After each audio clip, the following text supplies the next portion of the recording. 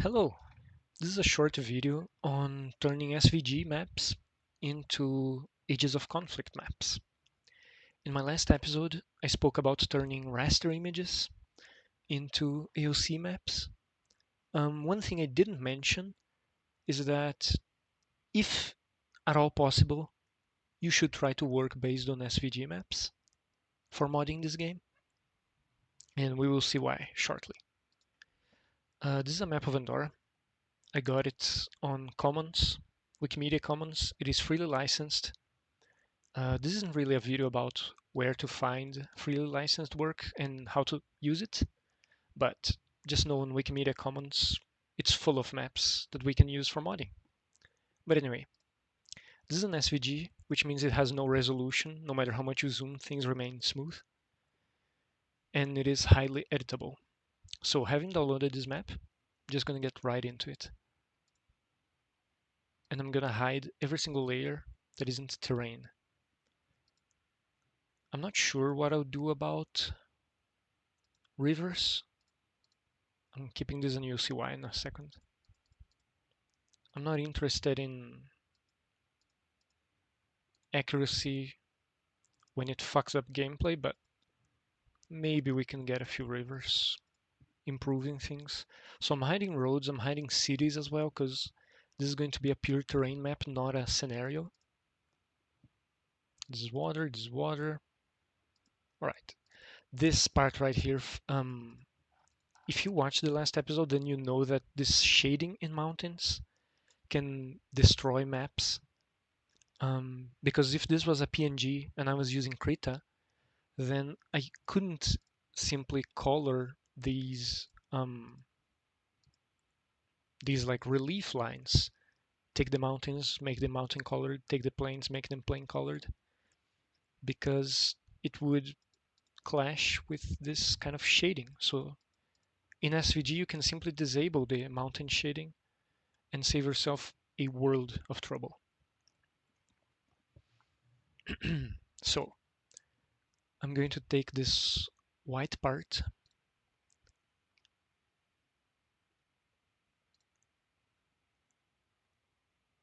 One second. Why is this? All right.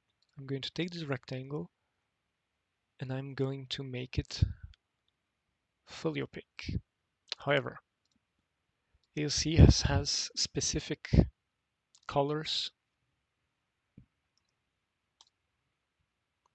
which are interpreted as specific terrains. So I'm going to take this terrain and I'm going to color pick mountains.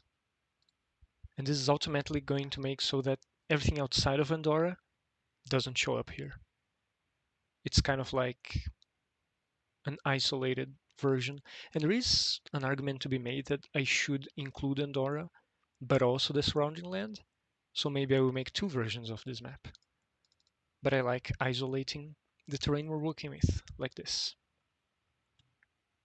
All right. Next up, I want to hide the smaller rivers, because I'm certain that I will not be making them. There are three types of, I guess, elevation we can do in this game. Impassable mountain, hills, and normal land. But over here we have more than three relief types. So I'm gonna hide some of them as well.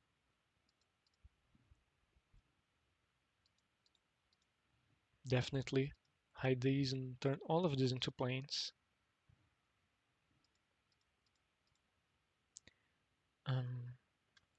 It appears that this is grouped inside of this layer.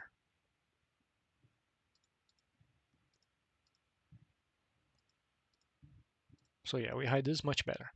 All of this is going to be normal land, and everything else is probably going to be hills. Yeah, I'm keeping this. I'm hiding this as well. You can kind of start seeing where it's going to be normal land and where it's going to be hills. I think this is too much to leave impassable. Maybe not. Okay.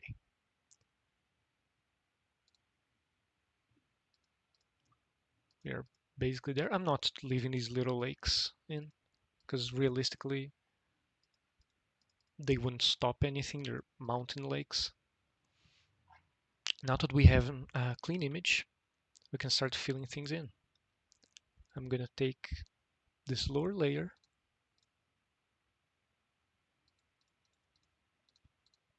change its color, full black.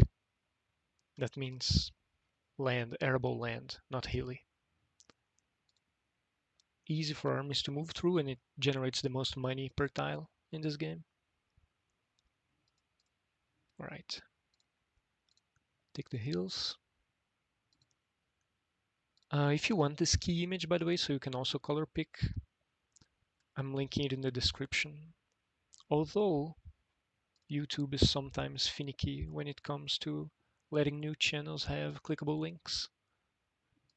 Hopefully you can still read it by the time this goes up. Color pick the mountains as well. Perfect.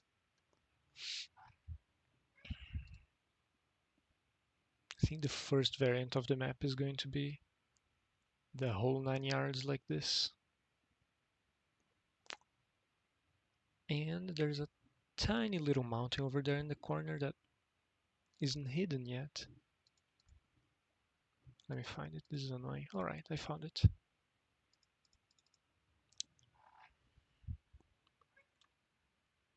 I want this river to be deep water. So I will take its path and make it white.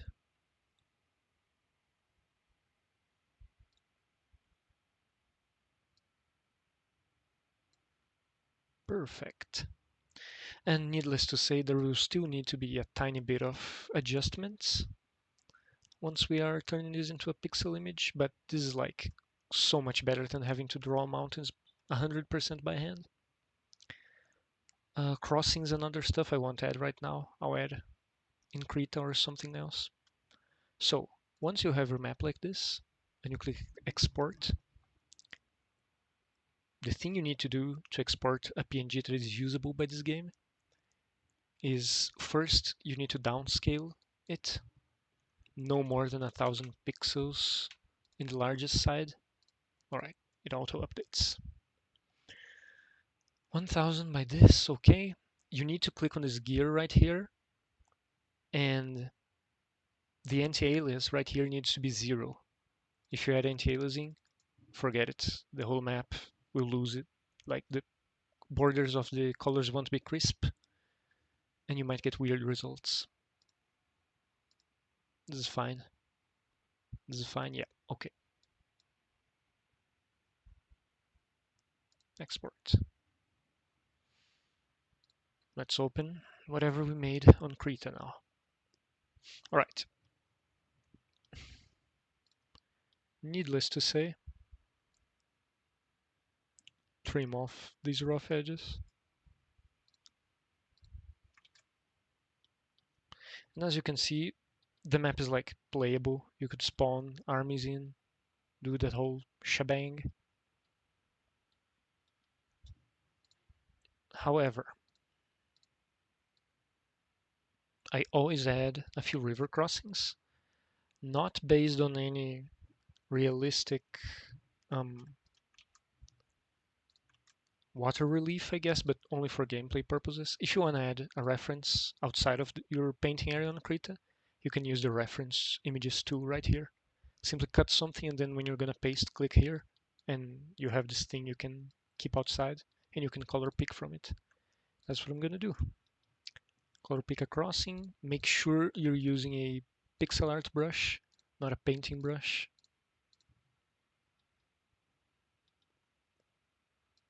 And this is how we add crossings.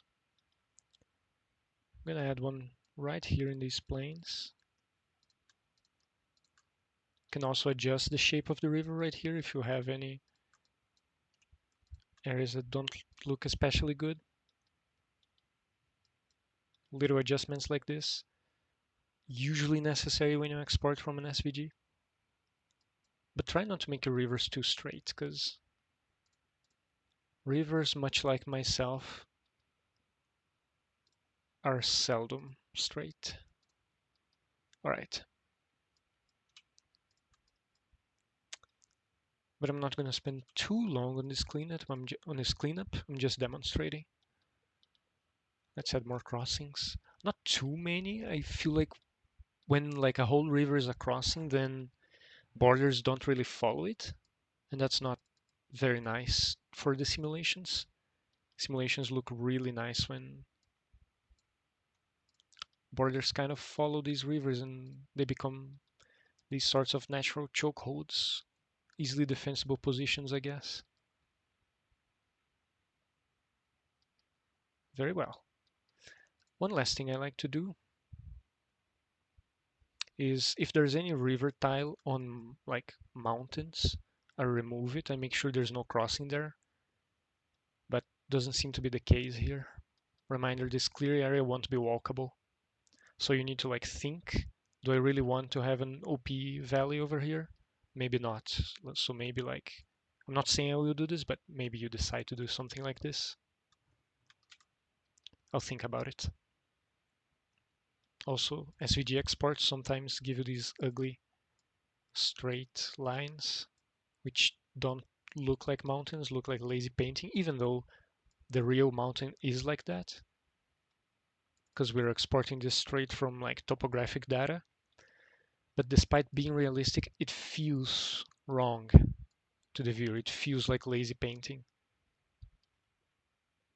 So we have to take a few creative liberties. This is highly simplified after all, because we reduced it to only 3 levels. So it's not like you're making it any less realistic. Unfortunately, AOC is not a very realistic simulation when push comes to shove. But fortunately, it's not literally Hearts of Iron 4.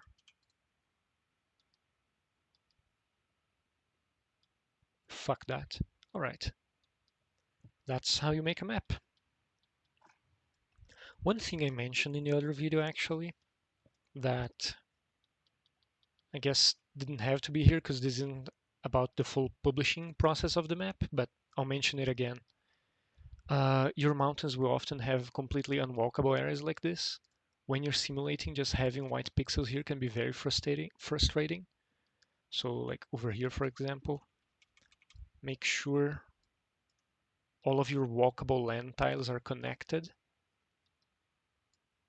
I'm doing this right now, and one way you can do this is just add the map to the game, flood it with a single nation, and see if there's any tiles the nation can't reach. Alright, so once you have done that, you're welcome to publish. I am, however, going to adapt this right here, because I think if this right here was the only pass for this whole mountain area, it feels kind of apart from everything else. Too much so. Alright, that's it. I hope this was useful to you. I hope the commons to Inkscape to Krita process is interesting for modders in this game. The 2 Andorra maps, this one and only Andorra proper, should be up soon on the workshop. Bye.